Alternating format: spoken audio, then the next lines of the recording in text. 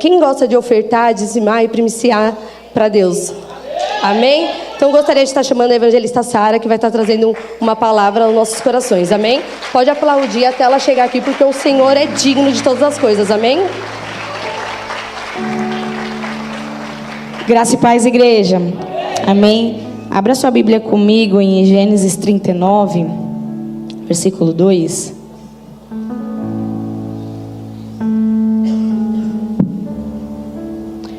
Vai dizer assim: o Senhor Deus estava com José. Ele morava na casa do seu dono e ia muito bem em tudo. O dono de José viu que o Senhor estava com ele e o abençoava em tudo que ele fazia. Assim José ganhou a simpatia do seu dono, que o pôs como seu ajudante particular.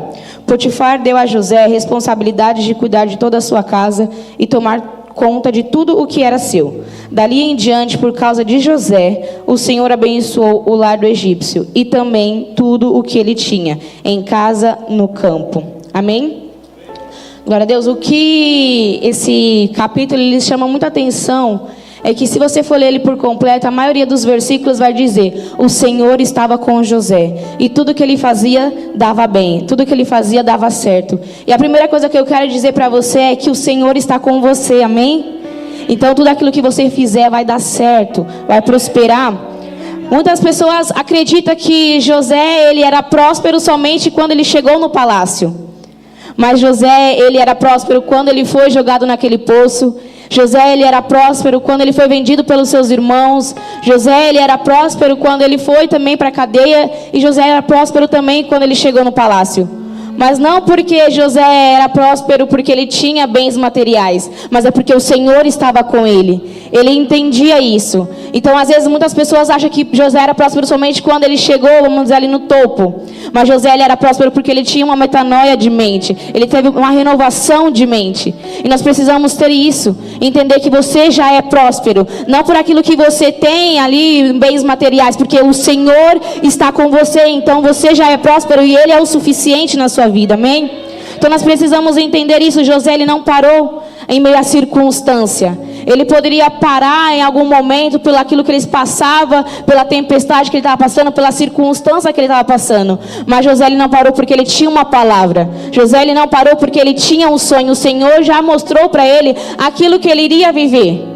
Muitas das vezes o Senhor já declarou uma palavra sobre as nossas vidas, por aquilo que nós vamos viver esse ano, num ano de colheita. Então nós precisamos agarrar essa palavra e crer que nós vamos viver, amém? Independente da nossa circunstância que nós estejamos passando. Eu não sei como você chegou aqui, eu não sei qual é a sua circunstância financeira ou em qualquer área da sua vida, mas o Senhor, eu tenho certeza que Ele já declarou uma palavra sobre a sua vida. E nós precisamos crer que nós vamos viver independente da circunstância, independente da tempestade que nós estejamos passando, porque nós temos uma palavra e nós temos um sonho, e o Senhor Ele é fiel para cumprir.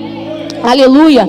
Porque no versículo 5 vai dizer assim: dali em diante, por causa de José, o Senhor abençoou o lar do egípcio e também tudo que ele tinha em casa e no campo. Então o que eu quero te dizer, o Senhor não vai abençoar somente a sua vida, mas Ele vai abençoar a sua casa, os seus amigos, a sua vizinhança. É isso que o Senhor faz. Ele não faz somente em nós, mas Ele faz através de nós. Por causa de José, em algumas versões vai dizer: por causa do amor a José, o Senhor abençoou a casa de Potifar.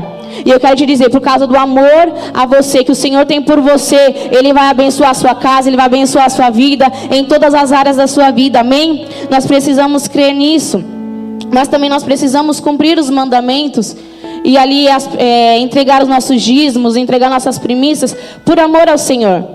É uma coisa que eu sempre gosto de dizer, que eu poderia chegar aqui e falar muitas palavras de bênção, todos os benefícios que as primícias, o dízimo traz, mas se não for por amor, disso nada vale. Nós precisamos entregar porque nós amamos ao Senhor. É uma coisa que eu sempre falo também, que o dízimo ele não tem o poder de transformar a Deus. A primícia, ela não tem o poder de transformar a vida dos pastores, mas ela tem o poder de transformar a sua vida. Ela tem o poder de transformar a sua realidade que você esteja passando. Então nós precisamos, a palavra vai dizer que nós precisamos ser fiel no pouco, que no muito o Senhor nos colocaria. Mas às vezes as pessoas não conseguem ser fiel no pouco, Porque às vezes o que limita muitas das vezes as pessoas a entregarem e confiar no Senhor nessa área principalmente é o medo. O medo de faltar, o medo de não dar, às vezes porque não sobra. Mas nós precisamos entender que nós precisamos priorizar ao Senhor, priorizar os princípios e os mandamentos que Ele nos entregou. Porque se nós não formos fiel no pouco, Ele não tem como Ele colocar nós no muito. Muitas das vezes as pessoas não querem ser fiel no pouco, mas quer viver o muito no Senhor. Então nós precisamos, às vezes as pessoas ganham R$1.500 e não conseguem entregar R$150 na casa do Senhor. Mas nós precisamos entender, Senhor, eu vou ser fiel no pouco, porque quando eu chegar no muito, vão mandar me chamar. Assim como mandou chamar José, no capítulo 41, no versículo 12, vai dizer assim: lá na cadeia estavam com a gente um moço hebreu, que era escravo do capitão da guarda. Contamos a esse moço nosso sonho, e ele explicou o que queria dizer. E tudo deu certo, exatamente como ele havia falado. Eu voltei para o meu serviço e o padeiro foi enforcado. Então o rei mandou chamar José. E foram depressa tirá-lo da cadeia. E fez a barba e trocou as roupas e apresentou-se ao rei. Amém? Então o Senhor ele vai te abençoar de tal forma que vão mandar te chamar, meu irmão. Vão mandar te chamar para você fazer a transformação através dos seus recursos financeiros, mas nós precisamos ser fiéis ao Senhor. O medo, às vezes, ele limita aquilo que nós vamos viver no Senhor. Então não deixe o medo te paralisar. Não vai faltar na sua casa, porque o Senhor faz jus ao nome dele. Ele é o Jeová Jireh, o Deus que provê, então nada vai te faltar. Pode ser que às vezes hoje eu falo assim: Sara, hoje não tem nada na minha casa, mas se tem a presença do Senhor, você já tem tudo. Você não precisa de nada, Ele é o suficiente. Mas o Senhor, Ele sempre faz mais daquilo que nós pedimos ou pensamos. Então entenda uma coisa, nada vai te faltar. Não deixe o medo limitar aquilo que o Senhor tem para você nesse dia, nesse ano. Nós estamos em um ano de colheita e nós vamos colher tudo aquilo que nós tenhamos plantado, amém? E eu creio que vai ser em porção dobrada, porque eu creio que o Senhor faz muito mais além do que nós pedimos ou pensamos. Então não deixe o medo limitar aquilo que o Senhor já reservou para você, amém? Você que crê nisso, coloque-se de pé. Vamos orar ao Senhor Jesus. Separe seus dízimos, sua primícia. Então, se você chegou aqui com medo de faltar, com medo de não sobrar, entenda, Ele é o Jeová Jireh, o Deus que provê. Assim como o Senhor estava com José, o Senhor está com você. E tudo que Ele confiar em tuas mãos prosperará, amém?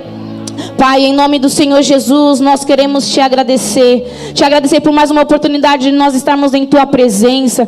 Pai, nós queremos te entregar, te adorar, a nossa vida com os nossos recursos, com os nossos dízimos, com as nossas primícias. Que o Senhor venha receber, que nós venhamos entregar com todo o coração, Senhor. Nos ensina a ser fiéis ao Senhor, nos ensina a confiar mais ao Senhor. O teu amor lança fora todo medo, e que nós venhamos entregar aqui com confiança e ousadia, porque nós cremos que o Senhor vai fazer infinitamente mais daquilo que nós pedimos ou pensamos, mas não por barganha, Senhor, mas por amor a Ti, por amor ao Senhor, porque nós cremos que o Senhor está conosco. Assim como o Senhor nos libertou, nos salvou, Senhor, nós também ofertamos e entregamos por forma de gratidão ao Senhor, por fidelidade e amor e confiança. Então eu te peço, Pai, assim como o Senhor foi com José e confiou às mãos dele coisas extraordinárias, o Senhor pode confiar em nossas mãos coisas extraordinárias, porque nós entendemos que nós vamos tudo depositar no teu altar, porque tudo veio de Ti e tudo vai voltar para Ti, Senhor. Então nos ensina a ter um coração ensinável, nos ensina, Senhor, a ter um coração entregue ao Senhor, e receba cada oferta, cada dízimo e cada primícia, e que isso seja para a Tua glória, para o Teu nome ser exaltado, em nome do Senhor Jesus. Você que trouxe seus dízimos pode trazer aqui na frente. Tem as maquininhas ali também do lado. Amém?